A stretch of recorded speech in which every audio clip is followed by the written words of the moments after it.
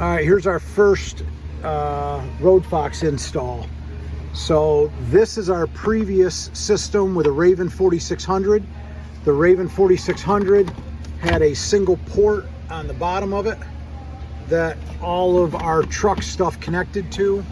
Our switch panels, our power, all that stuff is all displayed here. So a couple things we had to do. We had to drill a hole in our console to add this light.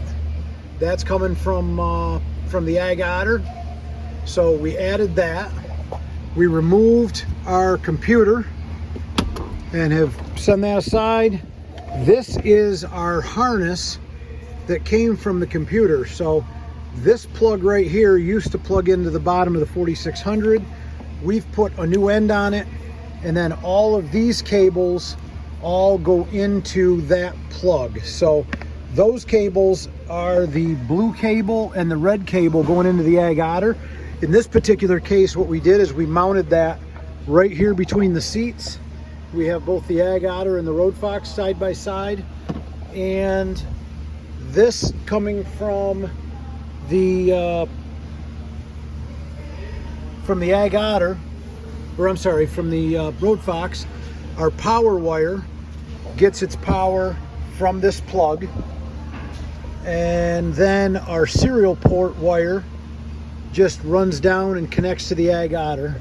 And then we have 10 wires hooked to a single harness here that also comes into this plug right here. So everything on the Ag Otter on about a 4-foot, well, all we did is we put the plug right here on the end of the existing wire that had come with the Ag Otter. We cut all of the Ag Otter ends off and just rewired that plug onto it. The only thing that is not ran through this plug is this wire, which runs the LED light, and the antenna wire, the GPS antenna wire, which we ran. You can see it. You can see it right there. We ran it up the door and installed it up above. So with this being in the operational mode, that seat will fold up here. We're running this under the seat here. We're going to tuck all of this in and clean it up. And in the end, this here will be our wiring setup. We're going to put an iPad mount right here to hold the iPad right here. This is a dual steer truck, so you'll be able to turn the iPad either way to be able to see it. And the system will turn on and off with all of our existing switches.